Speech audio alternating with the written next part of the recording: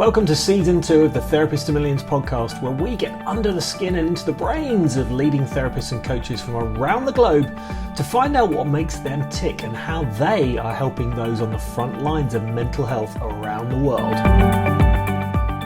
Hello and welcome to the Therapist to Millions podcast, where we get into the brains and under the skin of therapists from around the world. And today, all the way from the UK and also from Greece, my favorite country in the world, we have Ioannou, who is an integrative, I got the name right, I got the next bit wrong, integrative and somatic psychotherapist, supporting people to access a deeper sense of connection with themselves and the world around them at the crossroads of animist relational principles. I'm going to love this conversation. Contemplative practice, somatic trauma therapy, and the creative arts. He accompanies people whilst they heal from developmental and intergenerational trauma, move through profound life transitions, and contend with the realities of grief. He specializes in working with bicultural people and people with experience of migration, love that, helping them develop their capacity for deeper internal integration. Alex, welcome to the show. Great to have you. Thank you, Damien. Thanks for the invite.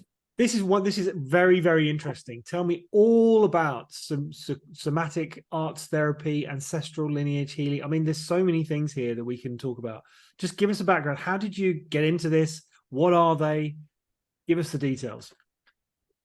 Well, I mean, I'd say, life path is for some therapists has been my main motivation around my own path and own integration of different things that inform who I am and what I do in the world. So now I say that I practice mostly as an integrative psychotherapist, integrating different trainings and learnings that I've had along the way. So originally I was a biologist, I was an ecologist.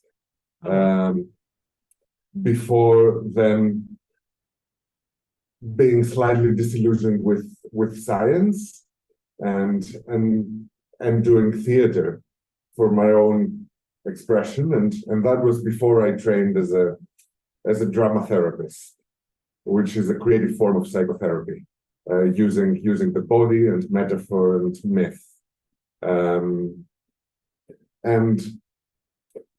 But my training didn't stop after I got my master's degree, and I furthered my training in working with intergenerational trauma and with like somatic trauma therapy. So now I'm kind of bringing things together. Even my knowledge and approach of ecology is informing the way that I practice with people therapeutically, as we're humans that exist in a wider context. We're not kind of isolated human beings cut off from the wider environment. All that we try to create an understanding that we're separate from the rest of the world, we are part. Absolutely. So, tell us a little bit also about the because obviously you work in both countries. So what do you do in Greece? What do you do over here in the UK? Well, my work is mostly online, with people from all around the world when I'm working individually. But let me say that for me, the experience of migration has been quite formative. Living from the country where I grew up, moving to the UK, moving between different dynamics of whether that's assimilation or integration or adapting and kind of negotiating different ways of being in a country that's different than myself, than the country I grew up with. So this has been a very rich territory for me, and hence I tend to work with people that have experienced that in their lives. Because there's a very particular kind of confusion sometimes that ensues as a result of leaving one's country, or a loss of a familiar sense of belonging. I love that. But I find that there's also an opening to a wider, like a bigger belonging that's possible if you've lost a more familiar belonging. Absolutely. How do you find the people to work with then, especially around the migration? Well, I think for me the path is to become clearer around what my niche is, and the people that the community that I serve, and people tend to see themselves a little bit in how I describe some of my journey, or in how I describe some of the issues that people that have experienced that. Of course, there might be many other issues that people are that bring, but there's usually that's there underlying as a kind of character trait or life experience that colors all the other issues that people might be struggling with. Yeah. Tell us a little bit about somatic. What is somatic arts therapy? I mean, somatic comes from the Greek word soma, which means body, and though it's also like a wider understanding of body that doesn't separate the body from the mind that much. Yeah. So to notice that, and to know that our whole life stories, and not only, but the stories of our ancestors are somehow registered and written in our bodies. I love that. And that our bodies contain all of the stories can be something that we work with and explore. So it's not just talking heads that are talking, but heads with bodies. Well, one of my favorite books is The Body Keeps the Score. Yeah. I love that. So tell us a little bit about some case studies without any identifying factors. Give us some examples of who you've worked with and how it's actually helped them. Well, I'd say I recently remember one young woman who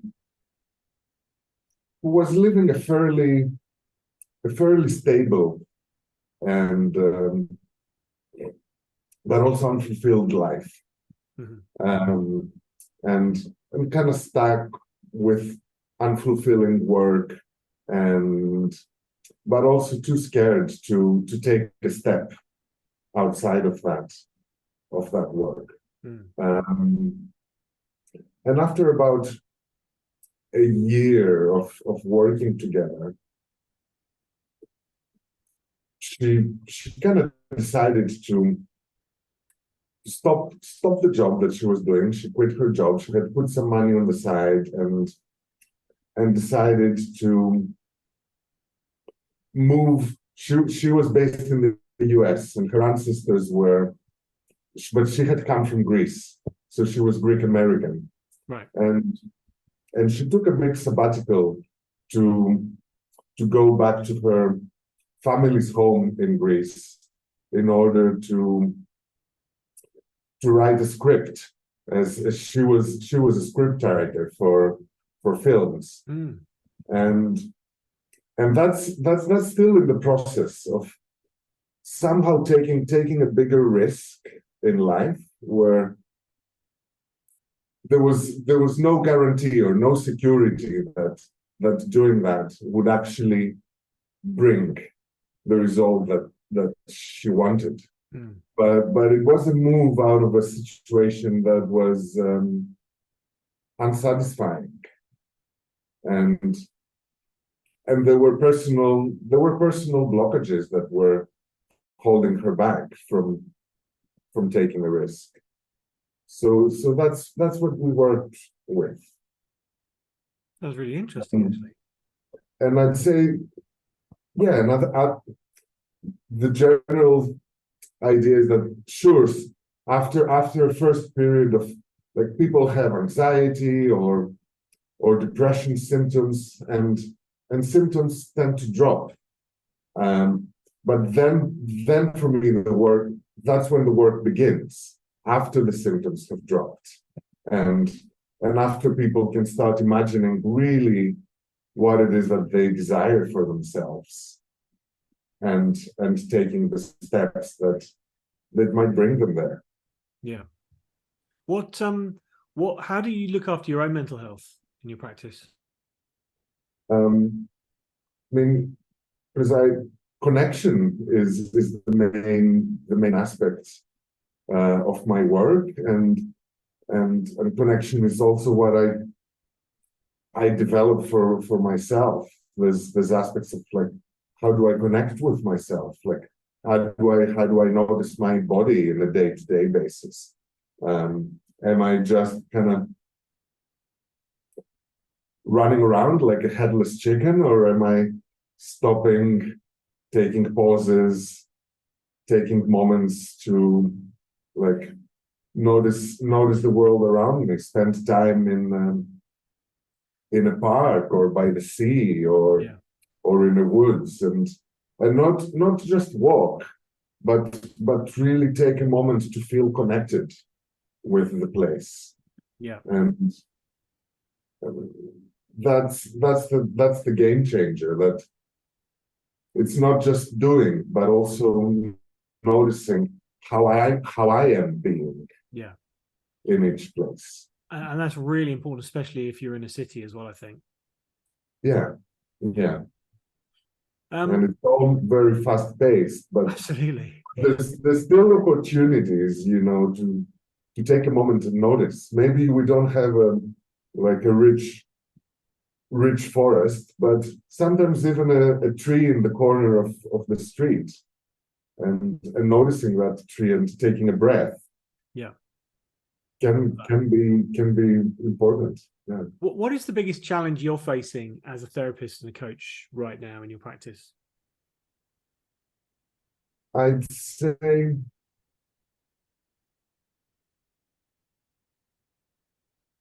I think it's quite a fluid reality for me being a therapist, and I always have to reflect a lot on what I'm doing. And I'd say one of the biggest challenges is how to ensure that I'm working in a way that's not just good for the person that I'm working, but that's also good for the wider world. So like, ideas around what is someone's purpose in the world, and that goes maybe one step beyond what is just good for me. And there's challenge around that, as not everyone might be looking for something like that, or it might not be something that's, say, easy to grasp. And we live in a kind of, like so much, a big aspect of our culture is very narcissistic.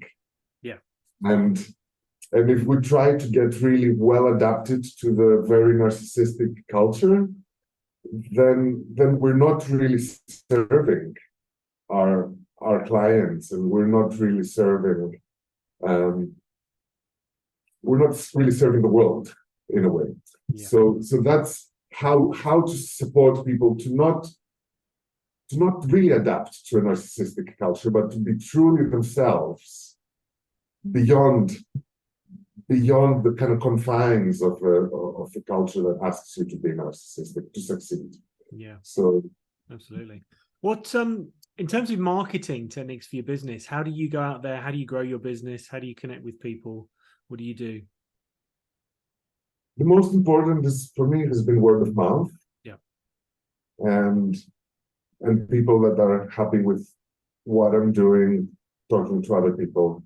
And of course, some therapy directories and my website and social media presence, which I don't put a lot of content on it, but what I try to put out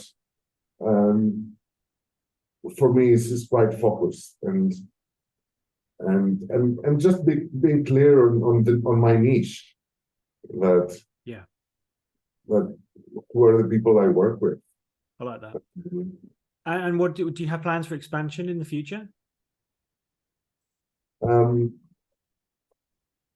Not big expansion as such. I think what I'm doing is I'm continuously integrating my work and integrating the different strands of what I do. And in this more people come, but I'm planning on.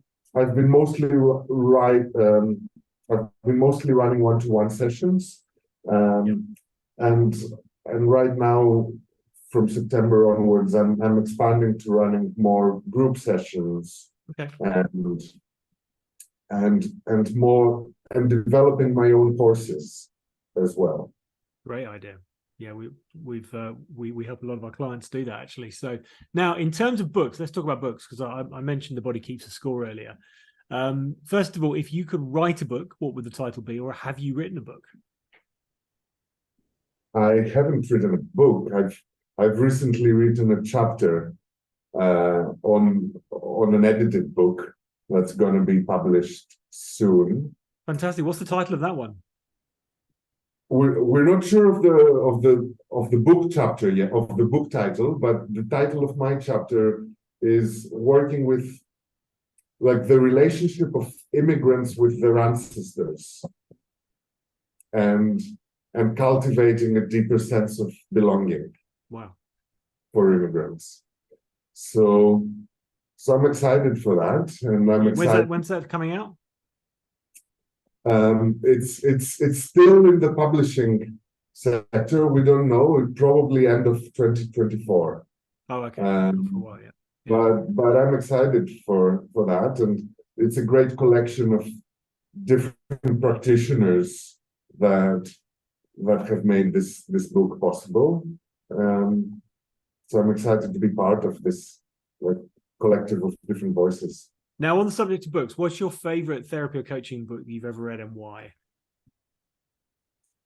I'm between two that are quite different, and the first is Healing Developmental Trauma by Lawrence Heller, who's the founder of the NAR method, in which I'm finishing training in. And it's very concise, very pragmatic, and very informational